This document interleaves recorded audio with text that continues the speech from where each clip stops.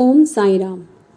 श्री साई सच्चरित्र अध्याय 12। दोस्तों, जैसे कि हमारे पिछले वीडियो में हम श्री साई सच्चरित्र के और श्री साई लीला के अध्याय का वर्णन करते और सुनते आ रहे हैं, तो इसी श्रृंखला को आगे रखते हुए आगे बढ़ाते हुए आज हम श्रवण करेंगे श्री साई सच्चरित्र के अध्याय 12 का। तो बने रहिए मेरे साथ। अध्याय 12, इसमें हम आज जानेंगे काका महाजनी, धुमाल वकील, श्रीमती निमोड़कर, नासिक के मूले शास्त्री, एक डॉक्टर के द्वारा बाबा की लीलाओं का अनुभव।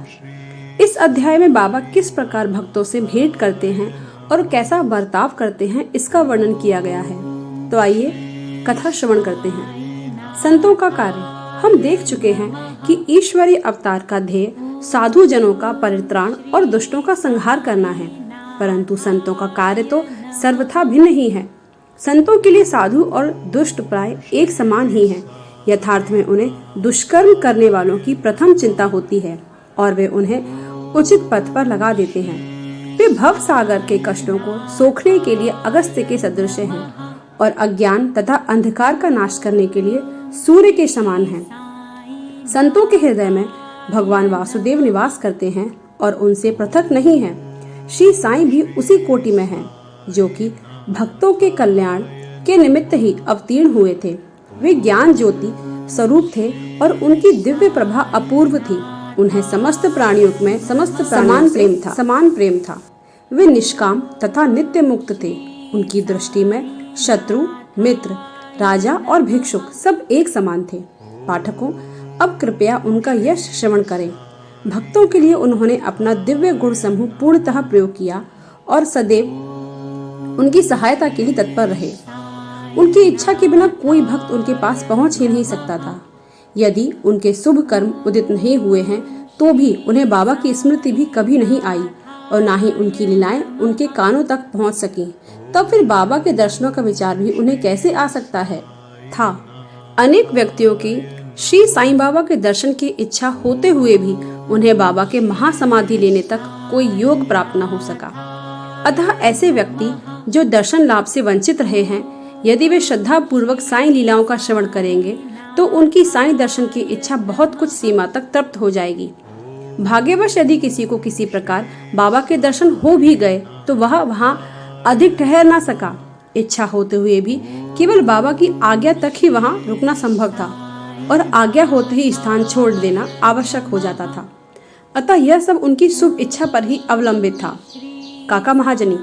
एक समय काका महाजनी बंबई से शिरडी पहुंचे। उनका विचार एक सप्ताह ठहरने और गोकुल अष्टमी उत्सव में सम्मिलित होने का था। दर्शन करने के बाद बाबा ने उससे पूछा, तुम वापस कब जाओगे? उन्हें बाबा के इस प्रकार प्रश्न करने पर आश्चर्य सा हुआ। उत्तर देना तो आवश्यक ही था, इसलिए उन्होंने कहा, जब बाबा आज्ञा दें। बाबा ने अगले दिन जाने को कहा। बाबा के शब्द कानून थे, जिनका पालन करना नितांत आवश्यक था। काका महाजनी ने तुरंत ही प्रस्थान किया। जब वे बंबई पहुंचे, अपने ऑफिस में गए तो उन्होंने अपने सेठ को अति उत्सुकता पूर्वक प्रतीक्षा करते पाया। मुनीम के अचानक ही अस्वस्थ होने के कारण काका की उपस्थिति अनिवार्य हो गई थी। सेठ ने शिरडी को जो पत्र काका के लिए भेजा था, वह बंबई के पते पर उनके वापस लौटा दिया गया है। भाऊ साहेब धुमाल। अब एक विपरीत कथा सुनिए। एक बार भाऊ साहब धुमाल एक मुकदमे के संबंध में निफाड़ के न्यायालय को जा रहे थे। मार्ग में वे शिरडी उतरे। उन्होंने बाबा के दर्शन किए और तत्काल ही निफाड़ को प्रस्थान करने लगे, परंतु बाबा की स्वीकृति प्राप्त न हुई। उन्होंने उन्हें शिरडी में एक सप्ताह और रोक लिया। इसी बीच में निफाड़ के न्यायाधीश उदर पीड़ा से ग्रस्त हो गए। इस कारण उनका मुकदमा किसी अगले दिन के लिए बढ़ाया गया। एक सप्ताह बाद भाऊ साहेब को लौटने की अनुमति मिली। इस मामले की सुनवाई कई महीनों तक और 4 न्यायाधीशों के पास हुई। फलस्वरूप धुमाल ने मुकदमे में सफलता प्राप्त की और उनका मुवक्किल मामले में बरी हो गया। श्रीमती निमोड़कर। श्री नाना साहेब निमोड़कर, जो निमोड़ के निवासी और अवैतनिक न्यायाधीश थे, शिरडी में अपनी पत्नी के साथ ठहरे हुए थे। निमोड़कर तथा उनकी पत्नी बहुत सा समय बाबा की सेवा और उनकी संगति में ही व्यतीत किया करते थे। एक बार ऐसा प्रसंग आया कि उनका पुत्र बेलापुर में रोगग्रस्त से पीड़ित हो गया। तब उनकी माता ने वहां जाकर अपने पुत्र और अन्य संबंधियों से मिलने तथा कुछ दिन वहां व्यतीत करने का निश्चय किया। परंतु श्री नाना साहेब ने दूसरे दिन ही उन्हें लौट आने को कहा। वे असमंजस में पड़ गई कि अब क्या करना चाहिए, परंतु बाबा ने सहायता की। शिरडी से प्रस्थान करने के पूर्व वे बाबा के पास गई। बाबा साठेवाड़ा के समीप नाना साहेब और अन्य लोगों के साथ खड़े हुए थे। उन्होंने जाकर चरण वंदना की और प्रस्थान करने की अनुमति मांगी। बाबा ने उनसे कहा, शीघ्र जाओ, घबराओ नहीं, शांत चित्त से बेलापुर में 4 दिन सुख पूर्वक रहकर सब संबंधियों से मिलो और तब शिरडी आ जाना। बाबा के शब्द कितने सामयिक थे। श्री निमोड़कर की आज्ञा बाबा द्वारा रद्द हो गई। नासिक के मूल्य शास्त्री ज्योतिषी। नासिक के एक कर्मनिष्ठ अग्निहोत्र ब्राह्मण थे जिनका नाम मूल्य शास्त्री था। इन्होंने 6 शास्त्रों का अध्ययन किया था और ज्योतिष तथा सामूहिक शास्त्र में भी पारंगत थे। वे एक बार नागपुर के प्रसिद्ध करोड़पति श्री बापू साहेब बूटी से भेंट करने के लिए अन्य सज्जनों के साथ बाबा के दर्शन करने मस्जिद में गए। बाबा ने फल बेचने वालों से अनेक प्रकार के फल और अन्य पदार्थ खरीदे और मस्जिद में उपस्थित लोगों में उनको वितरित कर दिया। बाबा आम को इतनी चतुराई से चारों ओर से दबा देते थे कि चूसते ही संपूर्ण रस मुंह में आ जाता था तथा गुठली और छिलका तुरंत फेंक दिया जा सकता था। बाबा ने केले छीलकर भक्तों में बांट दिए और उनके छिलके अपने लिए रख लिए। हस्तरेखा विशारद होने के नाते मूल्य शास्त्री ने बाबा के हाथ का परीक्षण करने की प्रार्थना की, परंतु बाबा ने उनकी प्रार्थना पर कोई ध्यान न देकर उन्हें 4 केले दिए। इसके बाद सब लोग बाड़े को लौट गए। अब मूल्य शास्त्री ने स्नान किया और पवित्र वस्त्र धारण कर अग्निहोत्र आदि में जुट गए। बाबा भी अपने नियमानुसार लैंडी को रवाना हो गए।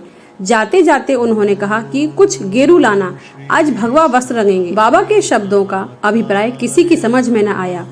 कुछ समय के बाद बाबा लौटे। अब मध्याह्न बेला की आरती की तैयारियां प्रारंभ हो गई थी। बापू साहेब जोग ने मूल्य से आरती में साथ करने को पूछा। उन्होंने उत्तर दिया कि वे संध्या समय बाबा के दर्शनों को जाएंगे। तब जोग अकेले ही चले गए। बाबा के आसन ग्रहण करते ही भक्तों ने उनकी पूजा की। जब आरती प्रारंभ हो गई, बाबा ने कहा, उस नए ब्राह्मण से कुछ दक्षिणा लाओ। बूटी स्वयं दक्षिणा लेने को गए और उन्होंने बाबा का संदेश मूल्य शास्त्री को सुनाया।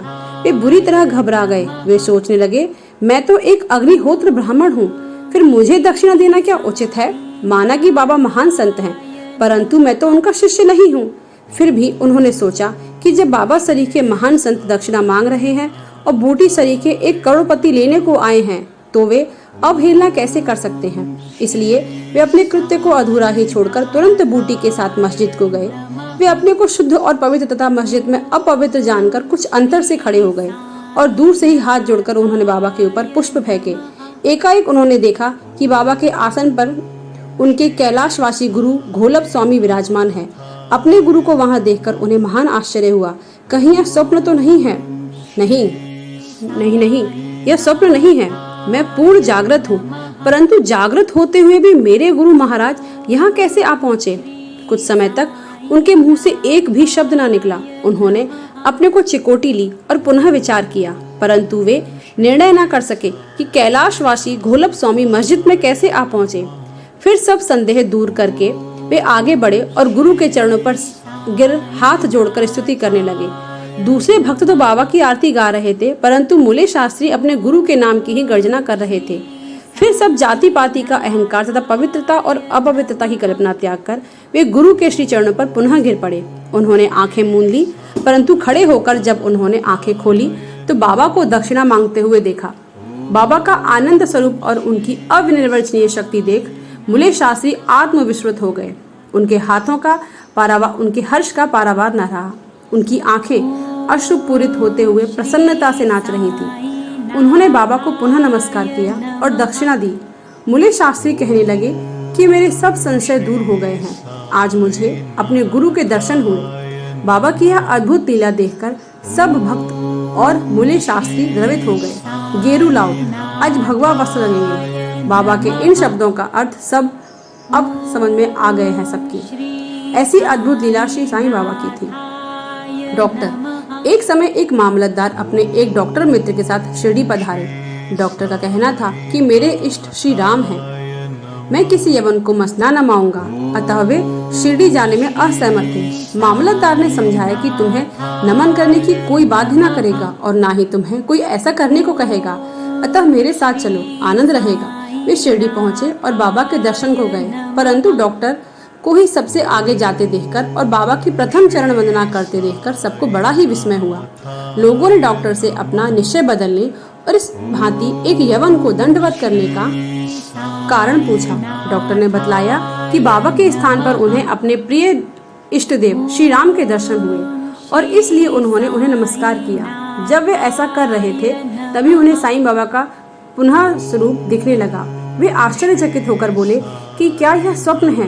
ये यवन कैसे हो सकते हैं? अरे अरे, यह तो पूर्ण योग अवतार है। दूसरे दिन से उन्होंने उपवास करना प्रारंभ कर दिया। उन्होंने प्रतिज्ञा की कि जब तक बाबा स्वयं बुलाकर आशीर्वाद नहीं देंगे तब तक मस्जिद में कदापि न जाऊंगा। इस प्रकार 3 दिन व्यतीत हो गए। चौथे दिन उनका एक इष्ट मित्र खानदेश से शिरडी आया। वे दोनों मस्जिद में बाबा के दर्शन को करने को गए। नमस्कार होने के बाद बाबा ने डॉक्टर से पूछा, आपको बुलाने का कष्ट किसने किया? आप यहाँ कैसे पधारे?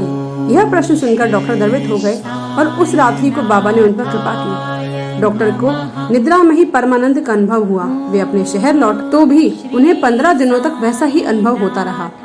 इस प्रकार उनकी साईं भक्ति कई गुना बढ़ गई।